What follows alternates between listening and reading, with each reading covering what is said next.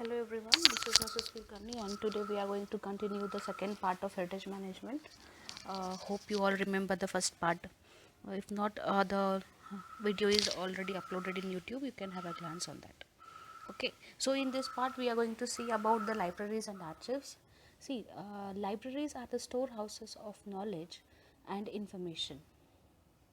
So if you see the general library, if you listen the word general library, what vision you will get is, like, you have a number of books, like hundreds and thousands of groups, like books, they are arranged systematically, isn't it? And what are books? Books provides you the knowledge and information, isn't it? So that's why libraries are called as the storehouses of knowledge and information.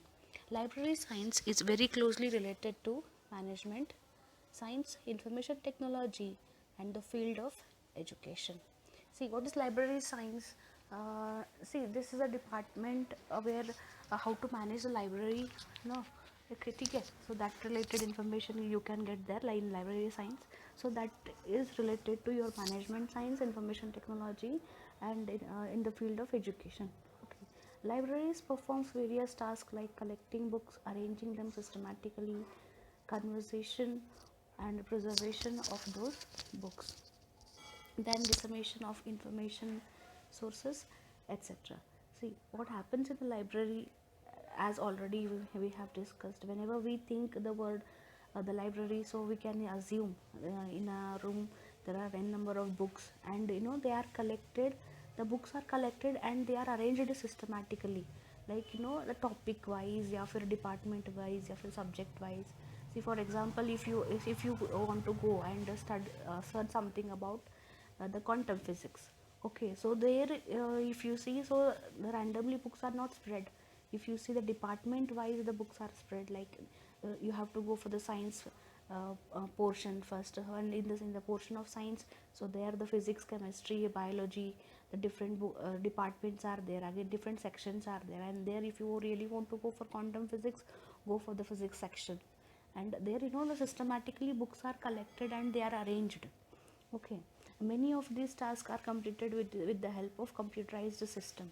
See, the books are collected, books are arranged, but even then, for more simplified accessing purpose, see, nowadays the library management is using computerized system. So thereby clicking the number, clicking the book name, so you can access where exactly the book is located, like that. Okay, so nowadays everything is computerized, so libraries are also computerized. To make a book available to the reader as per his requirement is a most important aspect of library management. See, as you know, in library, already thousands of books are collected, they are arranged, okay?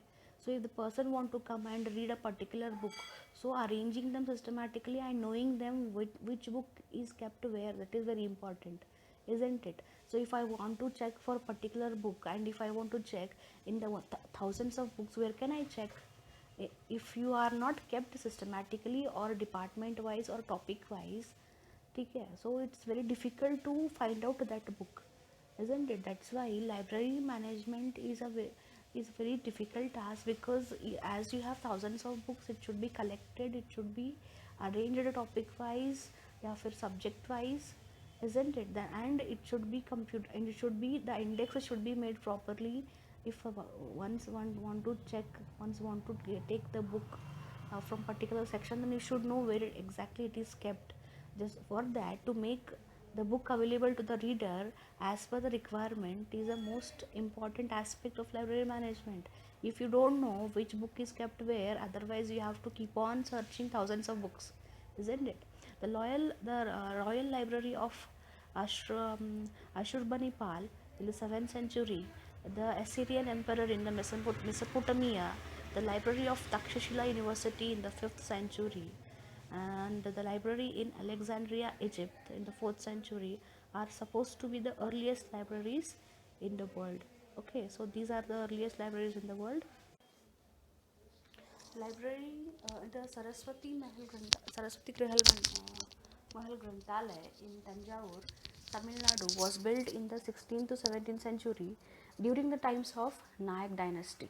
So here we are referring about the different libraries which were available earlier. See, as already we have seen what do you mean by library, and these are the different libraries which were existing in the history in the past. Then Venkoji Raje Bhosle conquered Tanjavur and established his independent rule.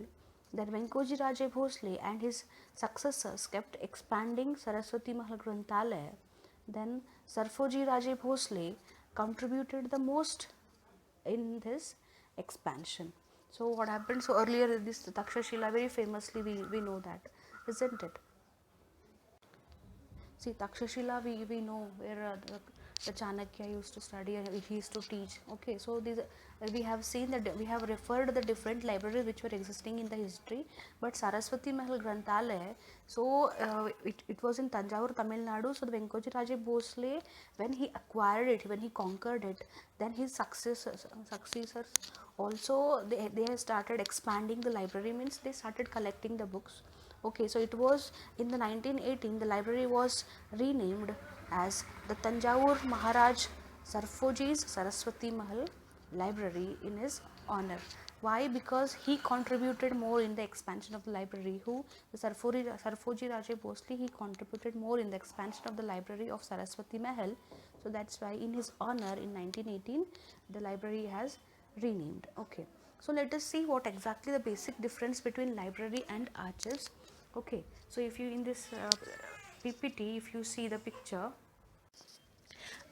see, the next is preserving documents with important content in their original condition, preparing indexes and creating accurate system of retrieval of documents are the important task in the management of archives. See what is there here. Also you are collecting the information, collecting the books and creating the accurate system for the retrieval. If the reader want to get the information, if the reader want to read a book, then it should be kept systematically in a accurate way such that the reader can retrieve that book in a in a short period of time.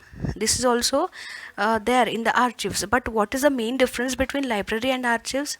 See, archives are in archives also the books are kept in a systematic manner.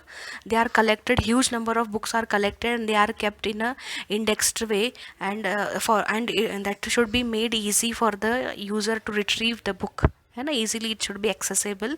In library also the thousands of books are kept, they are arranged systematically such that if the user want to get the book, he should retrieve it in a short period of time.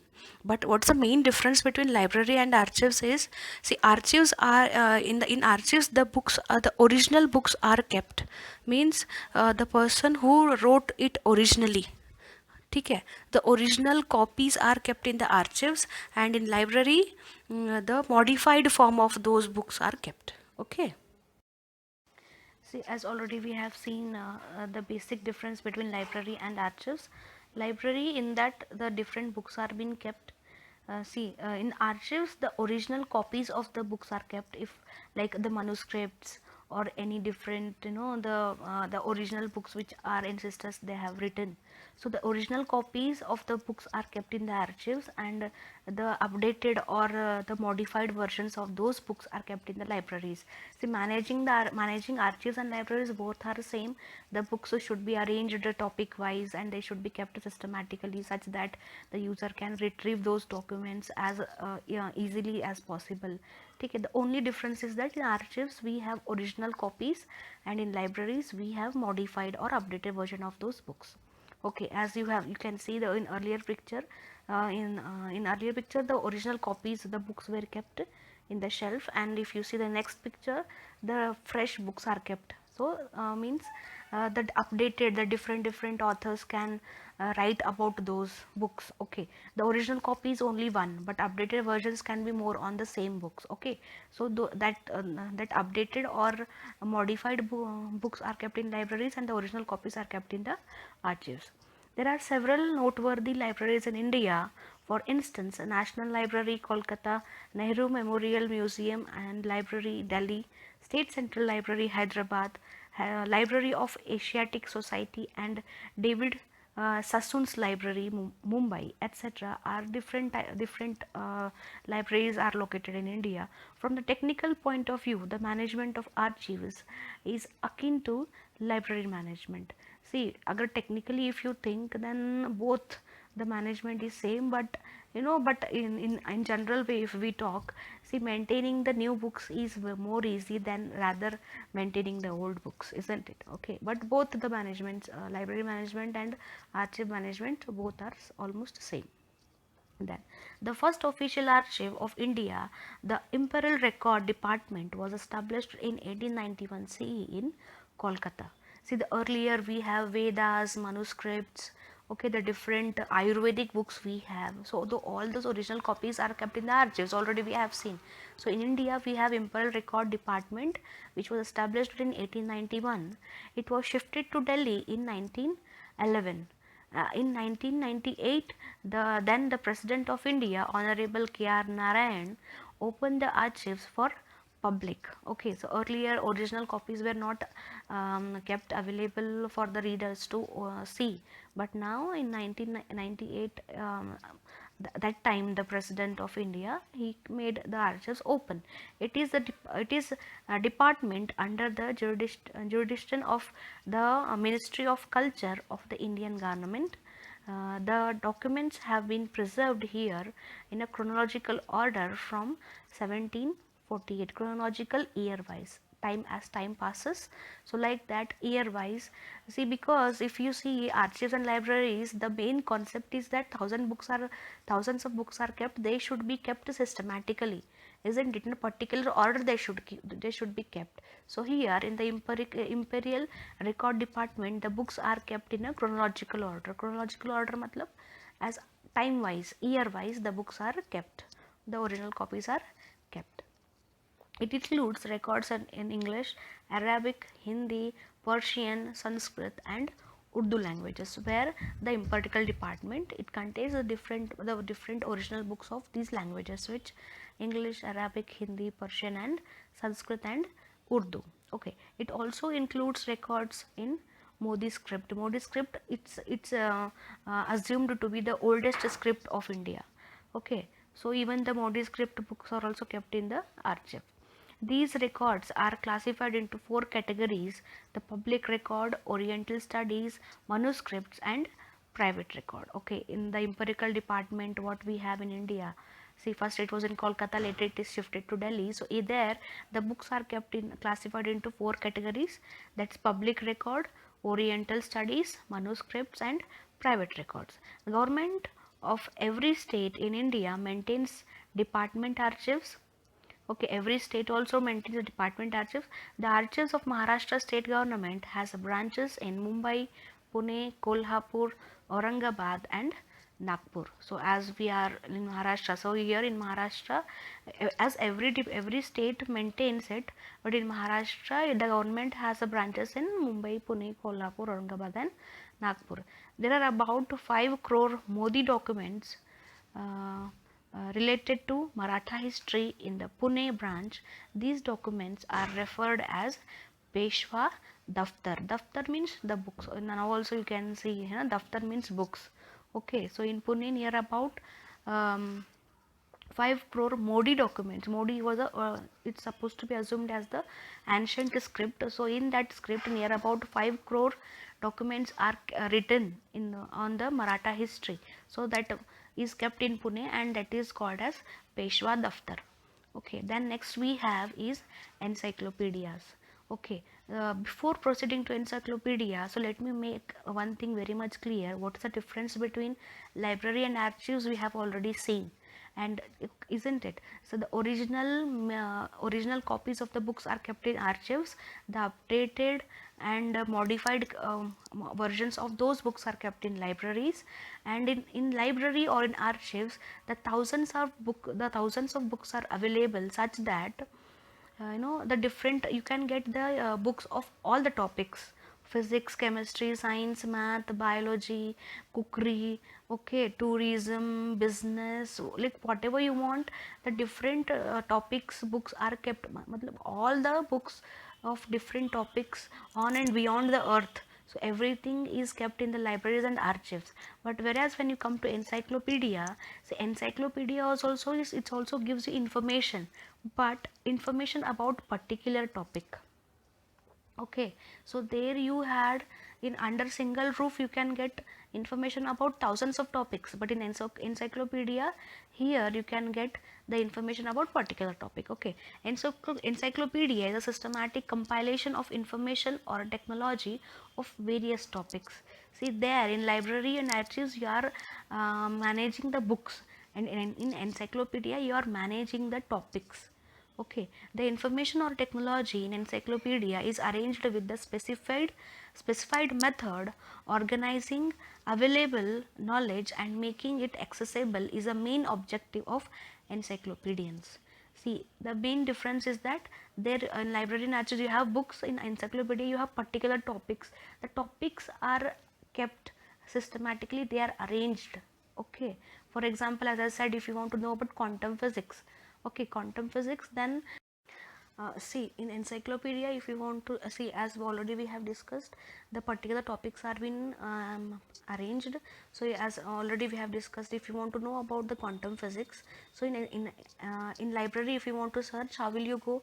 You will go to the particular department of physics. There science, first you go to the department of science, then you go to the department of physics. So there in that you will go for the you will search for the book of quantum physics, isn't it? That is in library. But when you come to for when you come for encyclopedia, so in encyclopedia the different topic related to quantum physics, they are arranged. It's from starting history, from starting basic introduction to the different theories and everything. So what I mean to say here, see, in encyclopedia only the topics are being kept arranged systematically such that the user can retrieve the information very easily. Okay, encyclopedians make vast volumes of knowledge accessible to readers. It can help in satisfying their curiosity. Okay, so from the basic introduction, if you want to know about particular topic, so what the encyclopedians they do the deep study of the topic, and they write about from starting from the basic introduction to the till conclusion.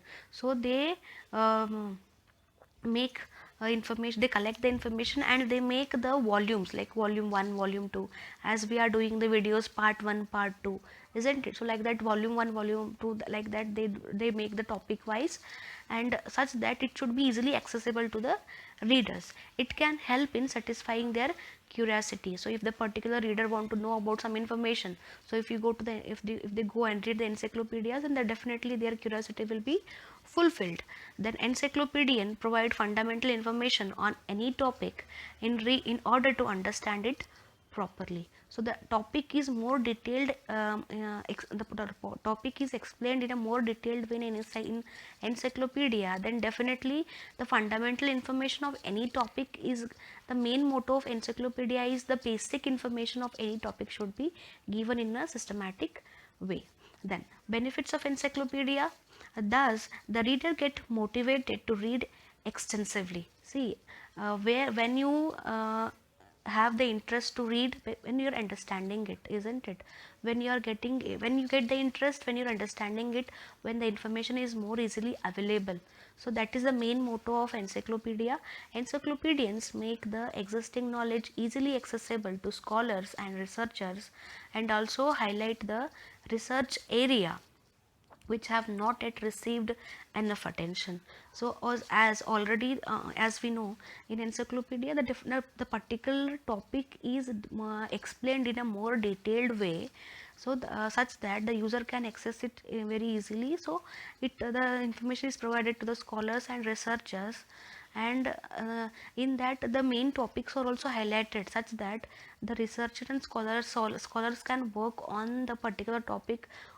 They can research on that, they can do, they can explain a particular way. Okay, the encyclopedians are indicators of the state of cultural ripeness of the society. The intellectual and cultural needs of the society determine what kind of encyclopedic literature could be created.